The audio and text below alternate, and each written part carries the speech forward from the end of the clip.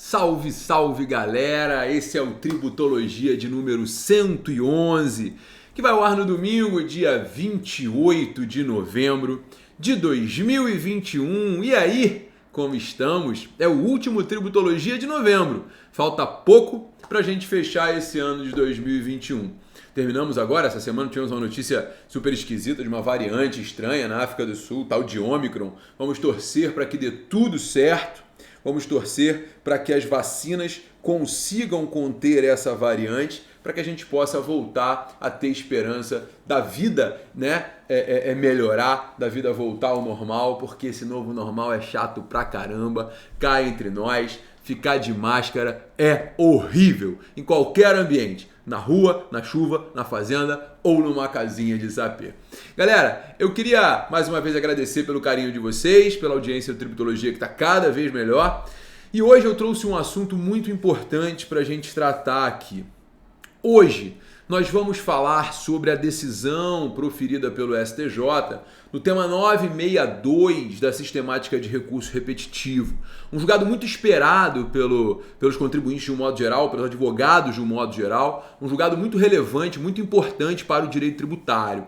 O STJ entendeu, ao julgar o tema 962, que o sócio que se afastou da sociedade antes do fechamento irregular não responde pela dívida tributária da empresa. Ou seja, o indivíduo ele era administrador, ele era sócio, ele sai da sociedade e então a sociedade segue, depois então ocorre o fechamento irregular.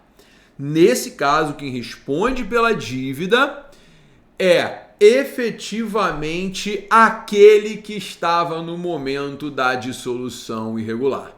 Essa decisão foi adotada por unanimidade pelo STJ no julgamento dos RESPs 137, 7019, 177, 6138 e 1787, 156, vamos lá de novo, 137, 7019 de São Paulo, 1776, 138 do Rio de Janeiro, 1787, 156 do Rio Grande do Sul, que estavam lá relacionados com o tema 962 da repercussão geral. E o entendimento, a tese firmada foi, abre aspas, o redirecionamento da execução fiscal quando fundado na dissolução irregular da pessoa jurídica executada ou na presunção de sua ocorrência, não pode ser autorizado contra o sócio ou o terceiro não sócio que, embora exercesse poderes de gerência ao tempo do fato gerador, sem incorrer em prática de atos de excesso de poderes ou infração à lei ou contrato social aos estatutos, dela regularmente se retirou e não deu causa à sua posterior dissolução irregular, conforme artigo 135, inciso 3 do CTN. Veja, esse caso ele é muito interessante, porque na verdade o STJ ele manteve uma linha de raciocínio que foi construída com a edição da súmula 430. STJ obviamente não pode fazer súmula vinculante. A súmula 430. Porque qual era a grande discussão do artigo 135 do CTN? A grande discussão sempre foi o seguinte: como é que se aplica a responsabilidade pessoal? A responsabilidade pessoal do administrador, do preposto, do mandatário, do empregado, ela somente pode se dar em caso de dolo. Se não houver dolo, se não houver a intenção de fraudar, o mero inadimplemento do tributo não pode gerar a responsabilidade pessoal. O mero inadimplemento, o simples fato do tributo não ser pago, não pode dar origem à responsabilidade pessoal do agente. Porque muitas vezes a empresa passa por dificuldades financeiras. Muitas vezes a empresa até gostaria de pagar o tributo, mas ela infelizmente não consegue fazê-lo. Então, se a empresa não pagou tributo porque estava com dificuldades financeiras, o mero inadimplemento não gera responsabilidade pessoal. É importante lembrar também que o dolo não pode ser presumido, ressalvada a hipótese de dissolução irregular, que acontece, por exemplo, na forma da súmula 435 do STJ, que diz o seguinte: se a empresa mudar o endereço sem informar ao fisco, significa dizer que essa empresa foi dissolvida irregularmente. Nesse caso, o dolo ele é presumido.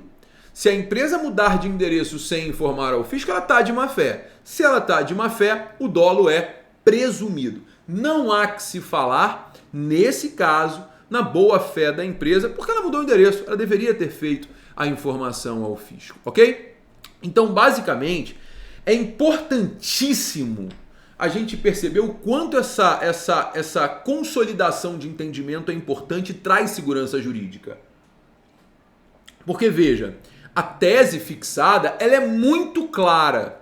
O redirecionamento da execução fiscal, quando fundado na dissolução irregular da pessoa jurídica, ou seja, o fundamento do redirecionamento é a dissolução irregular.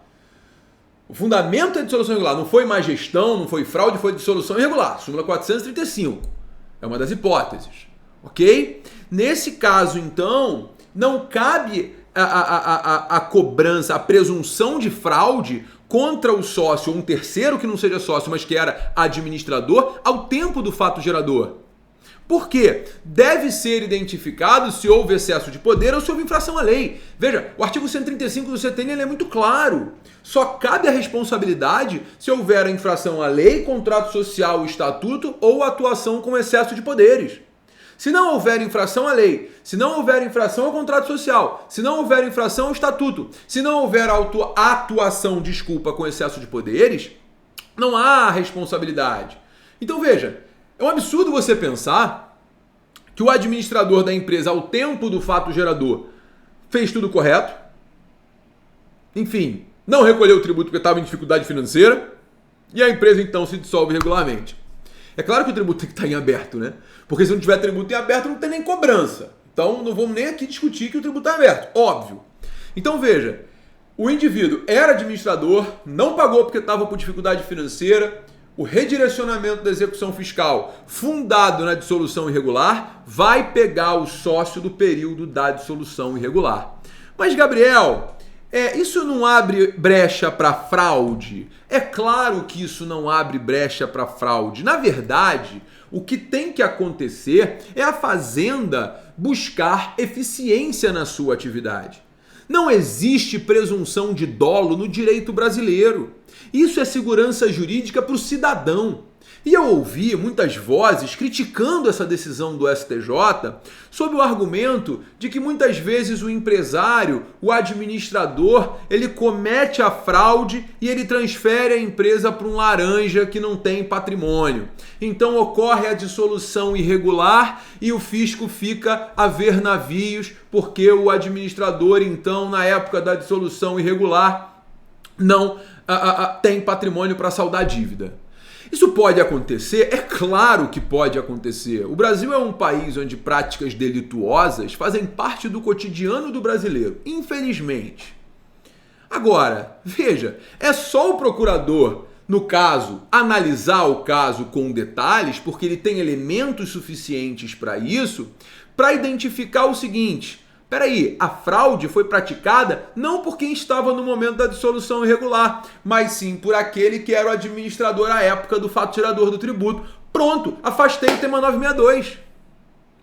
A grande questão é, normalmente, as fazendas como um todo, nacional, estaduais e municipais, tem como hábito receber aquela informação de que a empresa mudou-se, vem lá, manda uma cartinha para a empresa na execução fiscal, a citação volta negativa, vem o mudou-se, automaticamente a fazenda já atravessa uma petição padrão dizendo o seguinte: olha, se a empresa se mudou sem informar o fisco, súmula 435, dissolução irregular, responsabilidade do gerente, do administrador, do preposto, enfim, daqueles que estão arrolados lá no artigo 135 do CTN. Essa preguiça que vai ter que acabar. A fazenda agora vai ter que fazer o papel dela, que é investigativo. Verificar se realmente não houve fraude por aquele que administrava a empresa no momento do fato gerador. O que não podia era continuar a fazenda encostada nessa bengala de judiciário passando a mão na cabeça e permitindo que a fazenda faça o que quer. Presumindo dolo. Ah, Gabriel, ok, mas agora então ninguém vai pagar tributo. Não! Não é assim que funciona. Basta identificar que houve dolo. Basta identificar, inclusive, que a transferência das cotas foi abusiva. É fácil provar isso. Como é que o cara transfere cota para um Zé Mané qualquer, um Zé das Couves, que não tem dinheiro nem para comprar aquelas cotas? Como que transfere cotas para alguém que não sabe operar a empresa, que não tem informação, que não tem nem condições de assinar, que é o que mais acontece na prática no tocante à fraude? Basta a Fazenda, em vez de pedir a dissolução porque a empresa mudou de endereço sem informar o fisco, aplicando a súmula 435, aliás, a preguiçosa súmula 435, basta provar que a transferência das cotas societárias foi fraudulenta. Acabou! Então vamos parar de choradeira, né? Porque assim, essa choradeira não cabe. A Fazenda tem elementos suficientes para provar que uma transferência de cota societária é fraudulenta. Tem. A Fazenda consegue provar porque ela tem acesso aos dados bancários, tem acesso ao imposto de renda, sabe que aquele cara que comprou a cota tinha dinheiro ou não, sabe se ele tinha expertise ou não naquela atividade, sabe se a empresa continuou ou não a movimentar depois daquela transferência. Agora, vai dar trabalho? Vai dar mais trabalho. Mas isso é uma garantia fundamental. O contraditório é ampla defesa. O que não pode é o indivíduo ser responsabilizado por uma conduta dolosa sem que ele sequer tenha praticado algo indevido. O justo, desculpa, não pode pagar pelo pecador. Então, veja, o tema 962 foi uma consolidação do entendimento do STJ que vem sendo construído por anos. Cabe a responsabilidade pessoal? Cabe. Se o indivíduo infringir a lei, contrato social, o estatuto ou agir com excesso de poderes. Não cabe a responsabilidade pelo mero inadimplemento. E por isso, se houve o inadimplemento do tributo, não houve dolo, não houve fraude, quem vai responder é o sócio que estava no quadro societário no momento da dissolução regular. Porque, teoricamente, esse cara que agiu dolosamente. Ok? Só para arrematar, tem mais um detalhe, que nesse bojo ainda falta ser julgado o tema 981 dos recursos repetitivos, tá? Que também fala da responsabilidade dos sócios no caso de fechamento irregular. Nesse caso, tem um pedido de vista da ministra Regina Helena Costa, tá? E a discussão do tema 981 é exatamente a discussão sobre essa questão do dolo mesmo. Sobre a questão do dolo mesmo, né? É necessário o ato ilícito para que haja a responsabilidade pessoal, né? Você tem que ter um não pagamento do tributo, tendo em vista a atuação fraudulenta, com excesso de poderes, infração à lei e etc.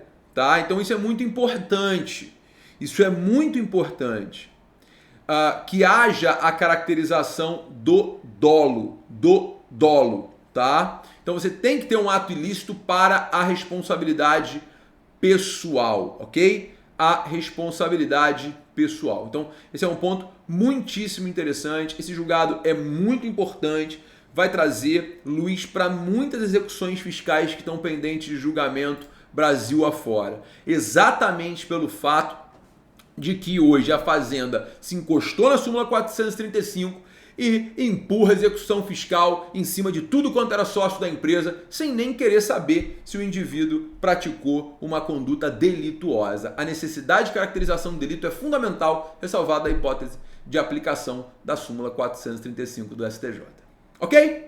Beleza? Bom, é isso. Eu queria agradecer a vocês de novo a audiência, o carinho de vocês, dizer que ainda tá rolando a Black Friday no meu livro, tá? Então, corre lá, compra o meu livro, tá com uma super promoção lá no site do Gen Jurídico, Manual de Direito Tributário. O Mandado de Segurança também está na Black Friday, tá? Lá na Editora do Direito, Saraiva. Então, então nas duas editoras. Então, corre lá, compra, vale a pena, os dois livros são muito bons. E semana que vem a gente se encontra para falar mais de direito tributário. Se você gostou desse podcast, dá o seu like aqui, se inscreve no canal, curta, compartilhe, porque é muito importante que a gente debata o direito tributário em alto nível e esse é o meu objetivo com o Tributologia. Muito obrigado pelo carinho, muito obrigado pela atenção e semana que vem tem mais Tributologia, vai ser o 1º de dezembro. Um beijo enorme, galera, e até semana que vem com mais Tributologia. Tchau, tchau, meu povo!